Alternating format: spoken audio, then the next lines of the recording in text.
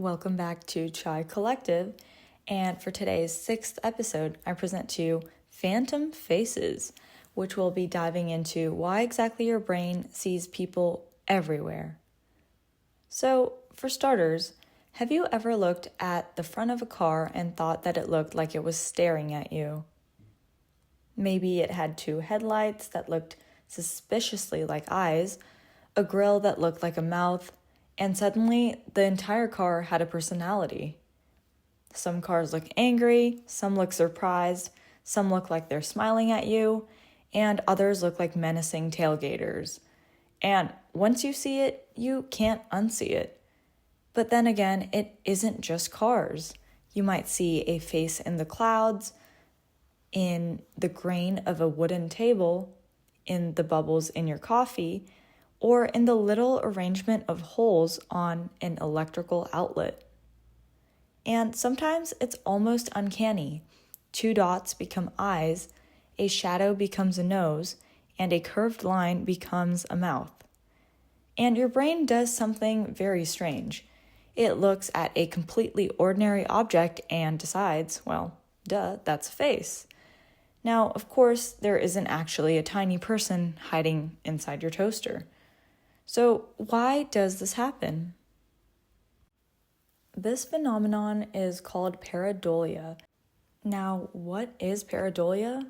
Well, it's the tendency to perceive a meaningful pattern in something that does not actually contain a pattern. You could see an animal in a cloud, hear a familiar word in an ambiguous sound, or recognize a shape in a completely random image. And faces in particular are especially powerful. And this makes sense because a face isn't just another visual object. From someone's face, we can gather information about their emotions, where they're looking, whether they're paying attention to us, and sometimes even whether we should approach them or keep our distance. So the brain has become extremely good at detecting facial information. And the interesting part is that it doesn't always wait for the perfect evidence. The brain can work with fragments and incomplete information. Give it something that vaguely resembles 2 eyes and a mouth, and apparently, sometimes that's enough. Interestingly, a 2014 study by Liu and colleagues demonstrated just how readily this can happen. Participants were shown images containing visual noise, and depending on the condition, were told to look for faces or letters. Participants ended up reporting seeing illusory faces in about 34% of the noise images in the face condition. So think about that. These weren't photographs with faces hidden somewhere in them. They were essentially random visual patterns, and people still reported seeing an impression of a face. And this is particularly interesting because it shows that our brain is making predictions about what information might mean rather than what they objectively mean. And this is where it gets especially interesting. Your brain doesn't just see things, it interprets them, right? And we often talk about perception as though our eyes simply collect information and send it to the brain. But in reality, it's much more complicated. There is information coming from the outside in, such as lines, shapes, colors, and contrast. And this is called bottom-up processing. And then there's also information coming from the inside out, such as our expectations, our previous experiences, our knowledge, and our assumptions. And this is called top-down processing. And the 2 different types of processing, bottom-up and top-down, are interacting constantly. So, for example, imagine that you are walking outside at night. You see something tall standing near the sidewalk. And for half a second, you might think that it's a person. And then you get closer and you realize that, oh, it's a tree. Now, the tree didn't suddenly change, your interpretation did. And when you initially thought that it was a person, your brain had incomplete information, and so it made its best guess. And face pareidolia works in a very similar way. A car's headlights obviously aren't eyes, but two headlights positioned roughly where eyes might be, combined with a grille positioned where a mouth could be, create enough of a facial arrangement for your visual system to say, hey, wait a second. And the possibility of a face enters the picture, and once that happens, it becomes very difficult to unsee it. And more about the Cars example, think about a iconic or notorious BMW with its kidney grille and headlights. Now, you don't need to know anything about cars to notice that some designs look way more aggressive and some way more friendlier or more surprised than others. And what's even cooler is that psychologists have actually studied this. In one study examining car fronts, researchers found that about 90% of participants perceived facial characteristics in cars. That's a ridiculous percentage for something that technically has absolutely no face at all. And another study used fMRI, functional magnetic resonance imaging, to investigate what happens when people look at car fronts they perceive as more human-like. The researchers found that people's tendency to anthropomorphize or assign human attributes to the cars was associated with activity in the fusiform face area, which is a region in the brain that is involved in processing faces. So, when you look at a car and think that it is looking at you, staring at you, or even silently judging you, you're not just being poetic. Your brain is actually recruiting some of the machinery it uses for face perception. And this perfectly explains why car designs can feel surprisingly expressive. For example, a pair of narrow headlights can make a car look angry, whereas round headlights can make a car look happy or innocent. And a large grille can make one look almost cartoonishly expressive and very happy. And we know that intellectually these are just pieces of metal, glass, and plastic, but perception isn't always concerned with what we know to be true. And here's where it gets even weirder. Researchers have actually been able to watch this process unfold in the brain. A 2020 study published in Nature Communications compared the brain's responses to real faces, ordinary objects, and objects containing illusory or fake faces. And the researchers found that these face-like objects initially produced representations that were more similar to real faces than ordinary objects were. And within 250 milliseconds, the brain's representation shifted, and the object was treated more like an ordinary object. So, in other words, your brain can essentially look at something and go, oh, yep, that's a face. And then very quickly be like, oh, no, never mind, that's a toaster.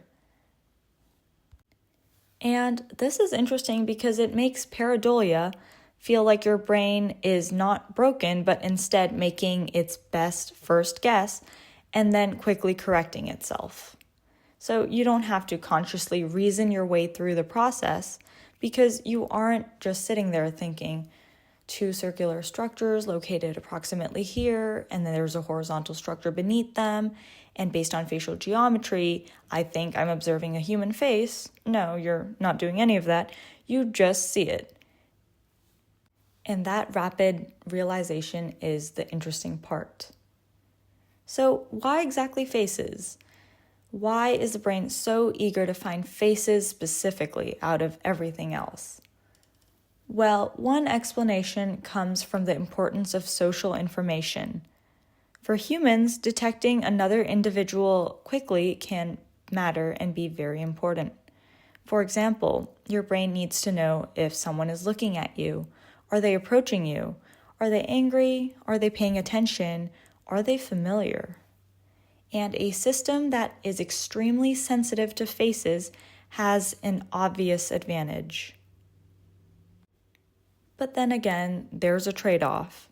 If your system is designed to be highly sensitive, you are inevitably going to get some false alarms.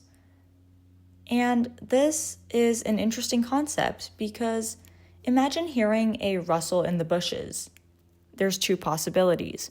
One, it's just the wind blowing, or two, that there's actually something there. Maybe a lizard, maybe a python, whatever it may be. Now, if you assume it's the wind and you're wrong, that could be costly and very dangerous. Whereas if you assume that something is there and you're wrong, you've simply been cautious. And as everyone knows, it's better to be safe than sorry. So a system designed to prioritize detection may sometimes produce false positives, but it can be much more beneficial than missing actual times when there is something there. And pareidolia isn't just simply seeing things. We tend to describe pareidolia as though the brain is simply making a visual mistake. However, recent research suggests that experience is much more flexible than that. And a 2025 study involving 338 participants found that people's perception of face-like objects changed depending on what they were asked to do. So, for example, participants were making spontaneous judgments. The fake or phantom faces were perceived somewhere between the actual faces and ordinary objects. And when participants were explicitly asked to categorize them as objects, they were more likely to treat them as objects. That means that your brain is operating based on commands. If I tell you, look closely, do you see a face? You are more inclined to notice facial features. And then suddenly that weird pattern in the wall or that electrical socket that you would have ignored 5 seconds ago now looks like a little creature staring right back at you. And this brings us to the toast test, which is perhaps the most famous version of this phenomenon, which involves seeing faces in food. And toast is particularly good at it. And for whatever reason, people have repeatedly found faces in pieces of toast, pancakes, tortillas, coffee foam, and other foods. One study famously investigated face pareidolia using pure noise images rather than toast. But the idea is the same. When the visual information is ambiguous, the brain can impose a meaningful interpretation onto it. And so there wasn't actually a face on your toast, but you still genuinely saw one, and your brain took the information it received and gave something essentially meaningless a meaning. And this goes to show that we don't just see the world as it is. Our brains interpret what we see and turn it into our own experience of the world. So, is your brain lying to you? Well, not exactly. Pareidolia isn't your brain lying, and it's your brain doing what it normally does, trying to make sense of incomplete information. And the fascinating part is that the same system that lets you recognize your friend's face instantly can also make you see a face in your washing machine. And that same sensitivity that helps you navigate a social world can produce an occasional false alarm. So when you look at your car and think that it looks like it's giving you an attitude, there really is something happening in the brain that makes that interpretation possible. But there's also an important distinction. Your brain can initially detect something as face-like without actually believing that the object is, in fact, a human face. You can experience the illusion while simultaneously knowing that it is an illusion. And that's why you can look at your outlet and think, oh my God, it has a face, it's looking at me. and then immediately think, okay, whatever, it's an outlet. And this goes to show that your perception and your objective knowledge can both coexist. And finally, this brings us to the important question: why does any of this matter? And why does it matter beyond toast and cars? At first, pareidolia might seem like a harmless little quirk of the human mind. You see a face in the cloud, and you laugh, take a picture, and move on. But it reveals something much bigger about how perception actually works. Our brains are constantly trying to make sense of the information around us. Now, most of the time, that's incredibly useful, and in many times, it's also very necessary. It helps us recognize a friend across a crowded room, and it helps us understand someone's facial expressions or make sense of something that we've never seen before. And the problem is that the brain doesn't always have complete information to work with. When something is blurry, unfamiliar, or ambiguous, it has to fill in the gaps. And sometimes this means that it has to make a guess. And that's where pareidolia comes in. Your brain sees two shapes and a curve and thinks, oh, well, that looks like a face. Now, there isn't actually a face there, but the pattern is close enough for you to recognize that there is one. And this is important because it reminds us that perception isn't always an exact reflection of reality. What we see is partly shaped by what our brains expect, recognize, and interpret. And that's exactly why a cloud can become a rabbit, a shadow can become a person, and a few random shapes can suddenly look like someone staring back at you. Pareidolia is harmless most of the time, but it also goes to show that our brains are constantly interpreting the world around us and seeking meaning in things that may not necessarily have any deeper meaning. And for a moment, an ordinary object becomes something more.